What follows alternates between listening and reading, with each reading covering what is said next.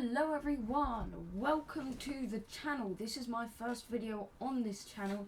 Today we are going to be talking about the Royal Marine Commandos. They are a British almost special forces. They are classed as UK Special Forces Support Group, or SFSG. They are the, I believe, 5th oldest maritime regiment in the world, or in Europe. It's one or the other. I just kind of tried to, do research and kind of wrote a script, but we'll just see where it goes. Anyways, let's talk about some facts. The Royal Marine Commandos were founded on the 28th of October by then Duke of York and Albany, James Stewart. If you're a history nerd, you will know exactly what the Stewart name means. If you're not a history nerd, research it, because it's actually quite an interesting history. Anyways, it was called the Duke of York and Albany's Maritime Regiment of Foot.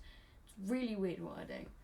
Anyways, it was formed on the grounds of the Honourable Artillery Company and had an original strength of 1,200, which is about half that of its current just over 2,000, I think. And they were recruited from the trained bands of London. They were recruited and mobilised for the Second Anglo-Dutch War and consisted of 6 200-man companies. When they were first founded, it was commanded by Colonel Sir William Killigrew and Sir Charles Littleton as Lieutenant Colonel. Colonel Sir William Killigrew. It's really worthy that they put his rank before his knighthood, because I think it's supposed to be the other way around, but I don't know. Anyways, they went on to serve in the early British Empire and were used to establish command at New South Wales under the command of Major Robert Ross, accompanied by the First Fleet. Obviously, this wasn't the entirety of the Royal Marines. There was not 1,200 of them. I think there was about 200. Anyways, they were also used in World War One and Two. In World War One, they took part in the 1914 defence of Antwerp in Belgium, and later took part in the amphibious landing at Gallipoli.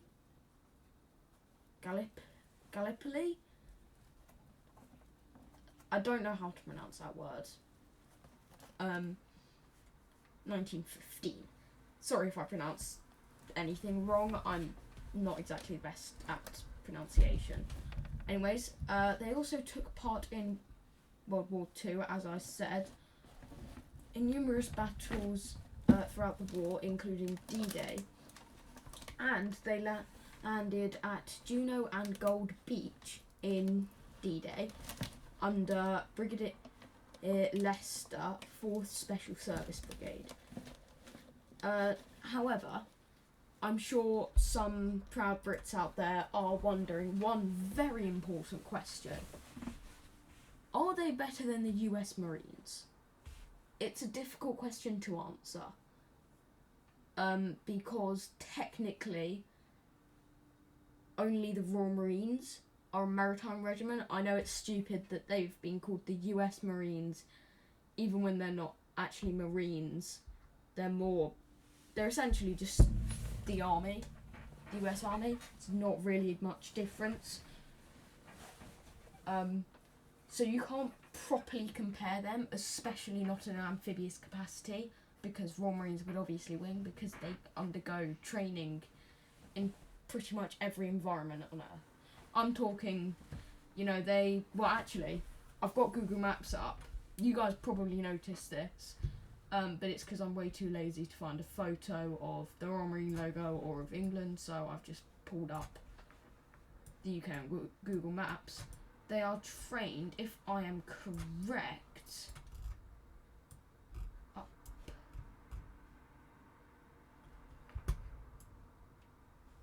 That's Russian territory, I think, but I don't remember where. Svalbard. That's Norwegian, isn't it? I don't know. It's certainly not. We'll just say it's Svalbard, because I think it is. Matter of fact, I think there's even a runway here somewhere.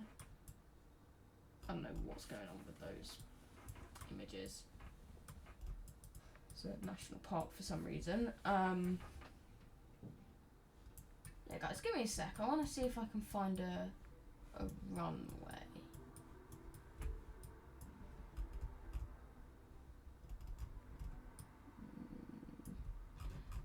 Yeah, I don't actually know, but my point remains. I think it's somewhere in Svalbard or wherever this is, or maybe even on these random Russian islands. Point is, they're trained in a very snowy place. They are also trained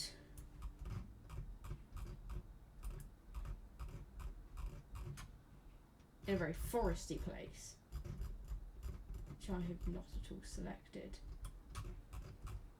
There we go. As I was saying, very foresty place. They're trained there. I believe they do desert training in, I think it's either California, New Mexico, or Mexico. I did not know there was a place in Mexico called Chihuahua. I'm probably pronouncing that wrong. But I'm getting really off topic. Actually, no, I'm technically still on topic.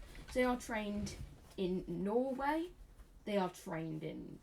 So they're trained in snow combat, desert combat, jungle combat. There's also one more. Oh, yes. I have completely forgotten. No, that is everything. But one of the reasons they're so good is because of the ridiculously diverse environment that they are trained in. You know, in the US, most of the US Marine bases are on the edges, so it's either ridiculously cold most of the year or ridiculously hot most of the year.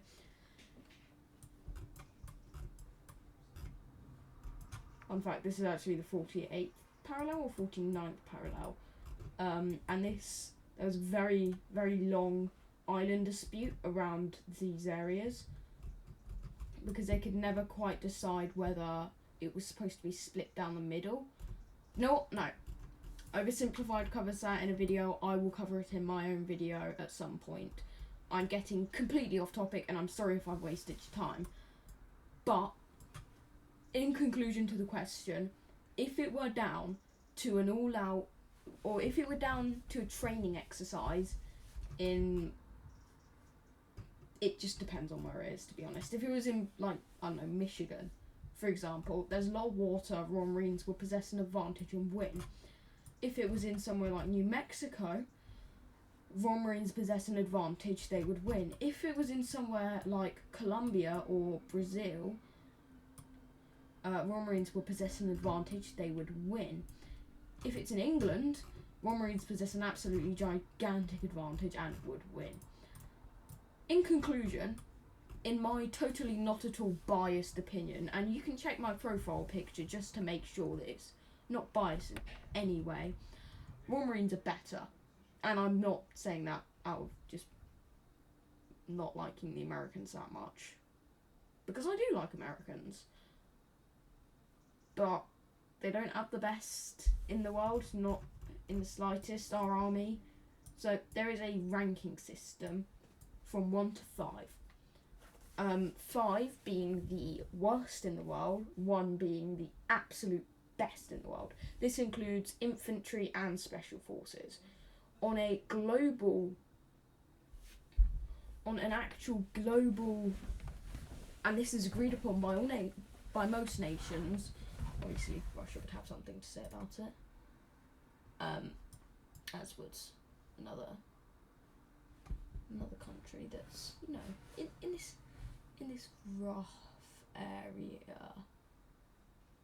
You know, just a few of these countries would have something to say. But anyways, Royal Marines ranked 4. SAS ranked number 1. I will do a separate video on the SAS and why they are so good. But not in this video. I've already spent 10 minutes explaining where they're trained and insulting world powers while I'm at it. But something that I haven't done is give you the conclusion. Royal Marines are ranked in the number 4 slot, which is the second highest. Number 2 slot even. I don't know why I said number 4 slot. They're ranked in the number 2 slot. SAS and SBS being number 1. The US Navy SEALs are in the same slot as the Royal Marines, so they are in slot 2. I'll explain why in a separate video. I know any American out is going to hate me right now, and I will probably come back on tomorrow and have a comment section filled with a load of hateful speech. I do not care. I stand by my word. There are facts to back it up. Anyways, guys, thank you so much for watching this far. If you have, you may as well leave me a like, subscribe. You know, you made it this far. You clearly enjoyed the video. It's completely free. I'm going to shut up now and end the video. But I do hope you guys learned something from this. Like if you want to see more content of this kind and more from this channel. Anyways, guys, goodbye.